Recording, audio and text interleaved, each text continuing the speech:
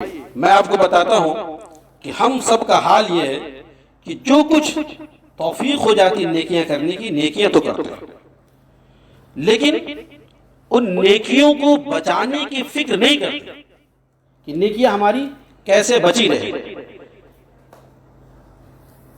روایت میں ہے، حضرت ابو ہریرہ رضی اللہ تعالیٰ عنہ اس کے راوی ہیں، فرماتے کہ رسول اکرم صلی اللہ علیہ وسلم نے ارشاد فرمایا صحابہ کرام سے، کیا تم جانتے ہو کہ ہمارے نزدیک سب سے بڑا مفلس کون شخص ہے؟ صحابہ نے عرض کیا رسول اللہ، جس کے پاس دینار اور درہم نہ ہو، جس کے پاس دنیا کا ساز و سامان نہ ہو، وہ تو سب سے بڑا مفلس ہے۔ آپ صلی اللہ علیہ وسلم نے ارشاد فرمایا، سنو اور یاد رکھو، غور سے سنو، میری امت کا مفلس وہ شخص ہے جو قیامت کے دن بہت ساری نمازیں، روزہ، حج اور زکوٰۃ اور دوسری مقبول عبادتیں لے کر تو آئے گا، مگر حال یہ ہوگا کہ اس نے کسی کو گالی دی ہوگی، کسی پر تہمت لگائی ہوگی، کسی کا ناجائز مال کھایا ہوگا، کسی کا خون بہایا ہوگا، کسی کو مارا اور پیٹا ہوگا۔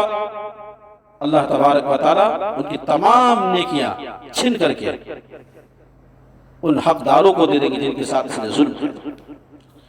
ایک شخص آئے گا، عرض کرے گا، اے اللہ، اس نے مجھے دنیا میں مارا پیٹا تھا۔ حکم ہوگا اس کی زندگی بھر کی جو بھی نمازیں اس شخص کو دے دی جائے۔ دوسرا آئے گا، اے اللہ، اس نے مجھے گالیاں دی تھی، اللہ کہیں گے اس کی زندگی کے جو بھی روزہ لے کے چلے جائے۔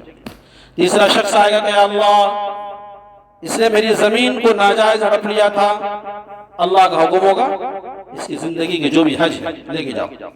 اسی طریقے سے لوگ آتے رہیں گے، دریافت کرتے رہیں گے، اس نے میرے ساتھ یہ کیا، اس نے میرے ساتھ یہ کیا، اس نے میرے ساتھ یہ کیا۔ اللہ تبارک و تعالیٰ اس شخص کی تمام نیکیاں بانٹ دیں گے۔ آخری میں ایک شخص آئے گا اور عرض کیا، اللہ، اس نے میرے ساتھ یہ زیادتی کی تھی۔ اب حکم ہوگا کہ اس شخص کے پاس کوئی نیکی بچی نہیں ہے، اب تجھے کیا ملے گی؟ ایسا کرو، جو شخص شکایت لے کے آئے گا اس سے کہا جائے گا تم اپنے سارے زندگی کے سارے گناہ اس شخص پہ لاد دو، اس شخص کے دے دو، اور تم گناہوں سے پاک صاف ہو جاؤ گے، جنت میں جاؤ گے، یہ شخص جہنم میں۔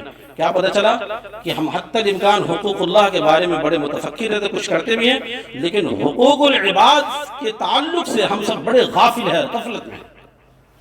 اس لیے میرے بزرگوں، نیکیاں کرنا بہت آسان ہے، نیکیوں کو بچانا بہت مشکل کام ہے۔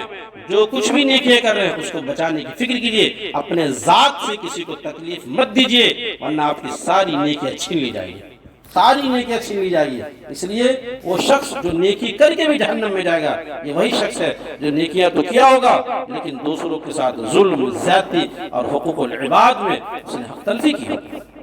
اس لیے حقوق اللہ کے ساتھ حقوق العباد کا بھی خیال رکھنا چاہیے، اس میں کسی طریقے سے کمی اور کوتاہی نہ آ سکے۔